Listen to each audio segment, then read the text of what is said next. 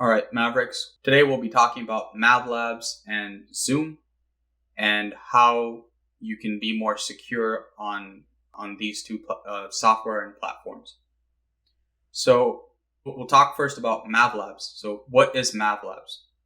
MavLABS essentially is a service that is provided to all students and faculty members that you guys can use to access specialized software like ArcGIS, CAD, programs, programming editors, database servers, Microsoft Access, variety of different softwares and software suites.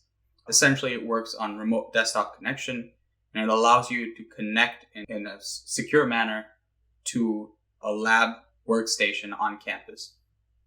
And so essentially that's the gist of it. But to wrap it all in a nutshell, when you log in, you select which computer lab on campus you would like to log into. And if you're unsure what room or what software you need, simply just talk to your instructor, and he or she should provide more details, and further instructions. You can then log into them again one more time, and you can see who is currently using the workstation at that point in time. You can also use your own monitor, your keyboard, so right from the comfort of your home, you can basically log into any one of the lab computers. And it's a pretty neat thing. Raj, do you have any tips to include? Yep. For MavLABS, with the current situation that we have set up, I suggest that for the students that they do not shut down the computer that they are using, that they're remotely connecting to. Because if that's the case, then somebody would have to go on campus and then manually turn that computer on again. The second thing is that instead of shutting down, you could just log out from the session, and that should be it. And the third thing is that if someone is already connected to a lab computer, you cannot connect to the computer unless that user gives you access. So if you try to connect, it gives you a prompt, and then if that's the case, then I would suggest to just terminate that and then just try to connect to a different computer, because that would make it easier for you and the other user as well. All right. Do you have anything else to add in, Roger? I think you covered most of the thing regarding logging in and what services it provides, so not at the moment, Sherwin. All right. Yep. Thanks, Raj. So essentially, just to summarize it all and to basically, if you need any additional support in accessing MavLABS, you can always look up the help and support page on the MNSU website by just hitting the search column and then typing in MavLABS.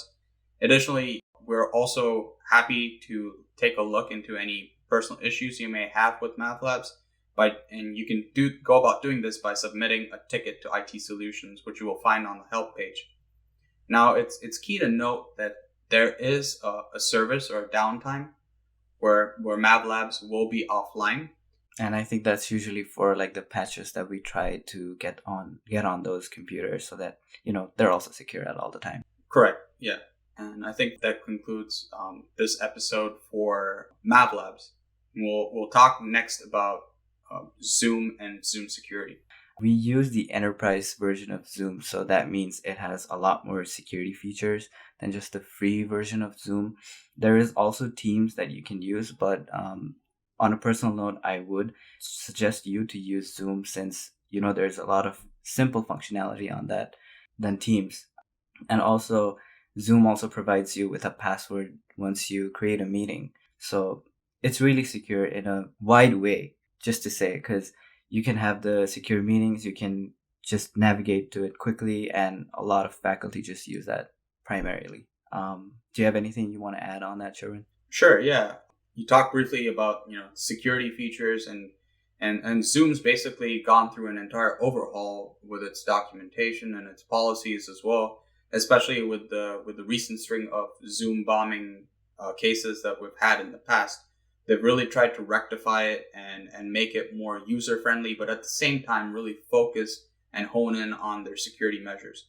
So, users, both staff, students, and faculty, shouldn't feel the need to be really wary about using Zoom, especially when it comes to security, but they need to ensure that they do it in a secure manner, and using, the most important thing is using their mnsu.edu email or their star ID essentially to log in.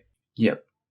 And this concludes the episode on MavLABS and Zoom security.